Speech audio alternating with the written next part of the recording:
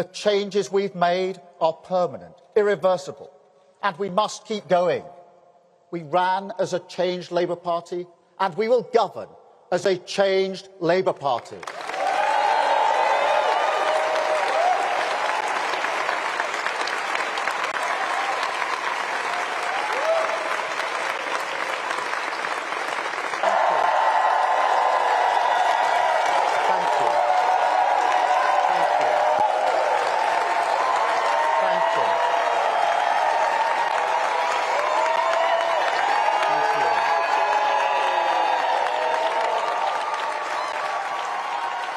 Thank you. Thank you very much. Thank you. Thank you. Right.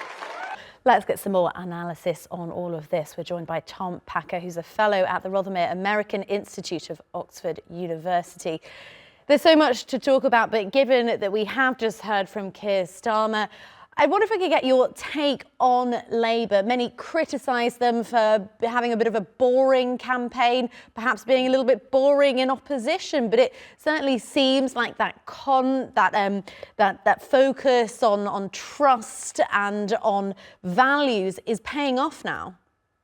Yeah, I'd say so. I'd say perhaps even more. There's been a very strong focus on what you might call being a small target. So Keir Starmer helped Jeremy Corbyn take the position of Britain not withdrawing from the EU. As soon as he became leader, he dropped that hard. There was no suggestion Britain would re-enter the EU. So that issue, which completely dominated the last general election, was basically dead in this election.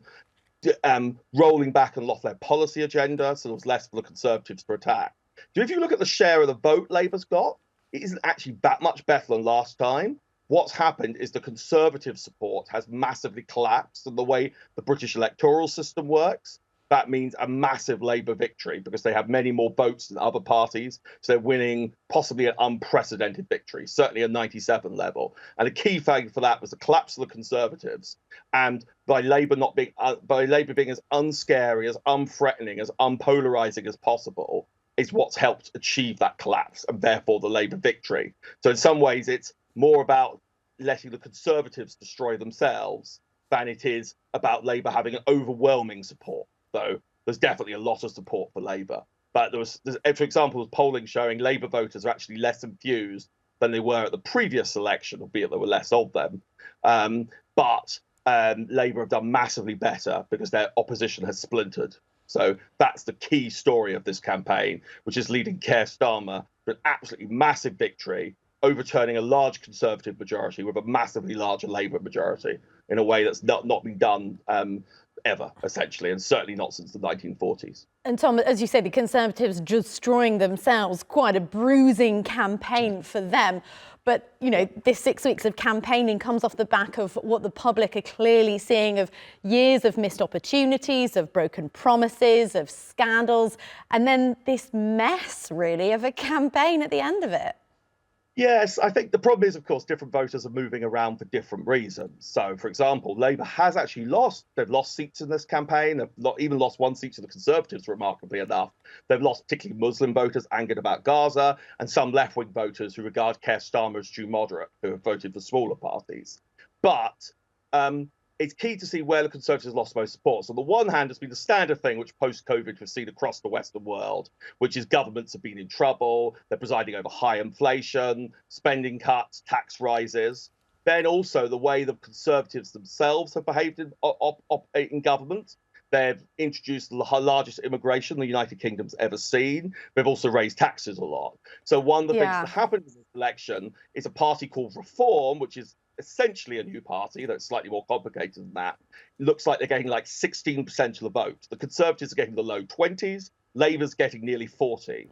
An overwhelming majority of that 16% voted Conservative last time. So it's a sort of double whammy of fighting over a bad economic situation, but also having a political record that's massively alienated huge amounts of their own voters who've switched to a party to the right of the Conservatives. And Tom, you mentioned Gaza, but I know you also wanted to talk about international reaction. How do you think UK's closest allies and other countries will be reacting to the results?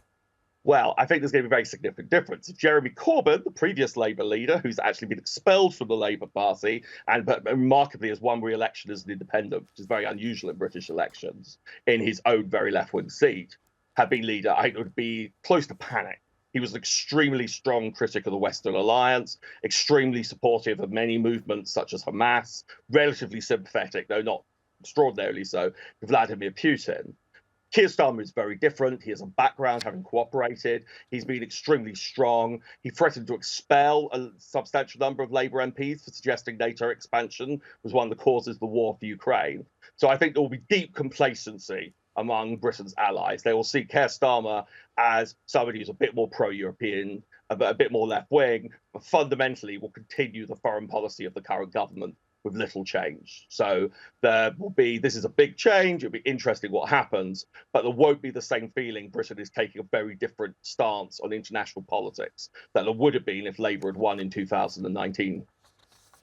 And Tom, that brings us rather back to where you started, which is the non-issue of this campaign, which has been Brexit. And as you say, we haven't really heard anything from any of the parties about that. I'm afraid I do have to leave it there, though. Tom from Oxford University, thank you so much for speaking to us on TRT World.